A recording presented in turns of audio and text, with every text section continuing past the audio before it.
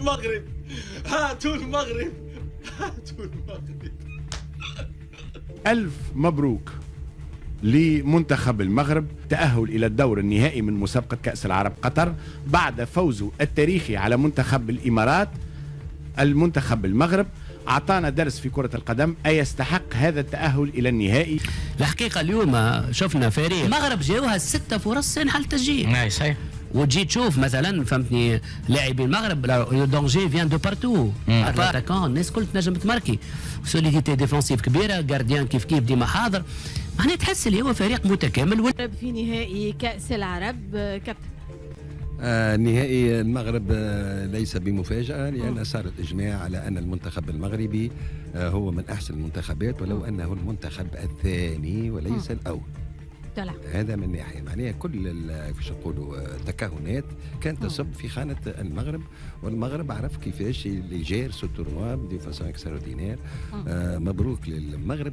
بكل احترام المنتخب السعودي، أنا واحد من الناس معناها نحب نشوف زوز مدربين في النهائي مغاربة اللي هما مدرب الأردن اللي هو مغربي. كنا نحتاج لهداف فقط للمقارنة.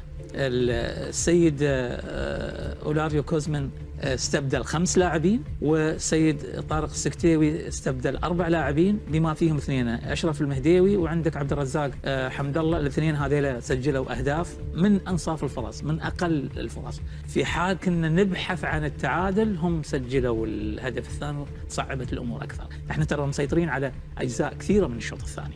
أول شيء هارد لك المنتخب الإماراتي، وألف مبروك المنتخب المغربي الفوز ووصوله إلى المباراة النهائية. المنتخب المغربي طبيعي بداية الشوط الثاني راح يتراجع، راح يتحكم في مجريات المباراة، راح يدافع، وهو يدافع بشكل هو يحب السيناريو هذا، يحب هذا السيناريو، والجهد سواء مع سوريا جهد بدني جدا عالي. شياطين جدا احترتي الكرة الأمامية الأرضية. أنتم شياطين كرة القدم يا مغاربة، بس المغرب عفاريت كرة القدم. بسم الله ما شاء الله ما شاء الله على هذا اللعب وعلى بناء الهجمة. يسجل يمتى ما يريد، يهجم يمتى ما يريد، على مزاج المغربي. يا الله ألف ألف مبروك للمغرب. المنتخب المغربي ما في شك. بدأ البطولة مثل ما نهاها اليوم بشكل واضح. أعطى الصورة اللي تكلمنا فيها، الشق الدفاعي المميز اللي في الفريق. في الجانب الآخر عرف كيف يستغل ظروف المباراة بشكل جيد، قراءة جيدة من المدرب.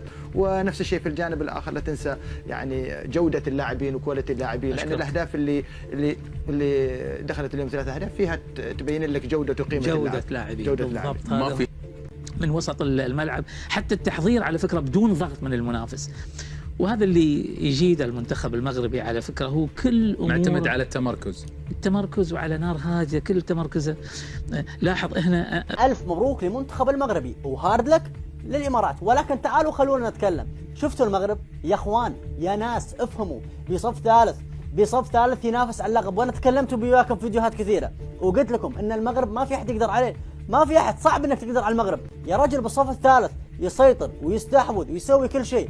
اما بالنسبه لحمد الله من دخل غير مجرى المباراه كلها، فلذلك وامام الامارات، والامارات كلها مجنسه وكلهم برازيليين وارجنتينيين ومدري منو، فازوا عليهم. وبالصف الثالث، وانا قلنا لكم بالصف الثالث المغرب بامكانه ياخذ اي خصم. بالصف الثالث هو المرشح الاول للقب.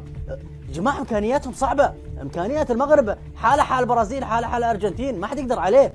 هذا لو جايين بالصف الاول حرام لا ياكلون الاخضر واليابس. فللامانة المغرب ما في احد يقدر عليه، هو المرشح الاول للقب، والان الى نهائي كاس العرب. المنتخب المغربي سيطر على كل مجريات المباراة، سيطر على تفاصيل المباراة، سيطر على الشوط الأول سيطرة تامة، من حيث الاستحواذ، من حيث النتيجة، من حيث التكتيك، تسديدات على المرمى. وشنو توج هذا التعب وتوج هذه السيطرة، قلت لك بنتيجة متقدمة 1-0 على المنتخب الإماراتي.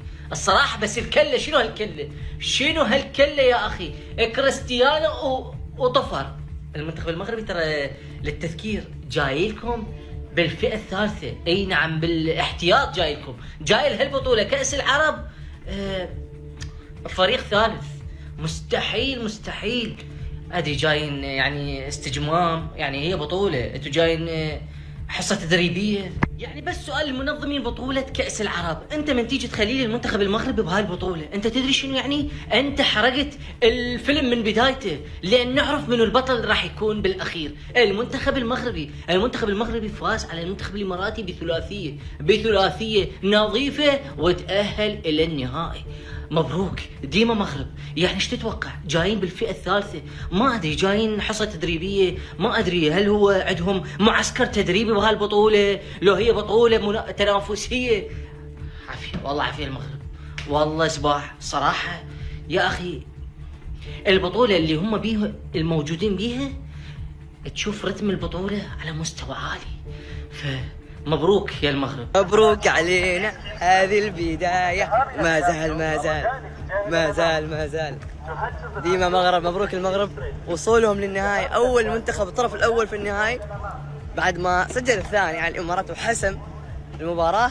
في انتظار الحين المنافس الثاني أو المتأهل الثاني بين السعودية والأردن. مثل ما توقعت الأردن المغرب في النهاية، وتوقعت الطرف الثاني راح يكون الأردن.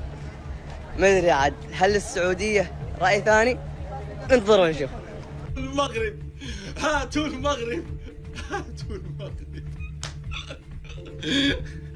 المغرب ديما كيجي وكيصيفط عباد الله كونجي.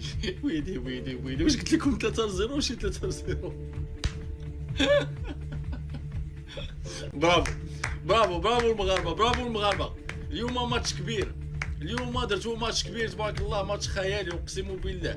كره متعه بيوتا، 3 ديال البيوتا، نتيجه اللي ماشي سهله ضد المنتخب الاماراتي، فريق اللي منظم، فريق كيلعب الدفاع كيتقاتل، ولكن راه بنتو فور شيف فور. ديما مغرب. شنو بغيتو؟ شكون قال عاوتاني؟ شكون؟ الحمد لله ديما حنا كندوزو الاولين، وكنخليو عوض الله كيتقاتلوا باش يواجهوا المنتخب الوطني المغربي. شكون قال عاوتاني؟ كاين شي هاتو مغرب عاوتاني؟ اليوم راه ماشي ربحنا غير الامارات، اليوم ربحنا شي 6 ديال الدول. والله الا ربحنا اليوم شي 6 ديال الدول في ضربه. ها البرازيل، ها الارجنتين، ها الكوت ديفوار، ها صربيا، ها المغرب.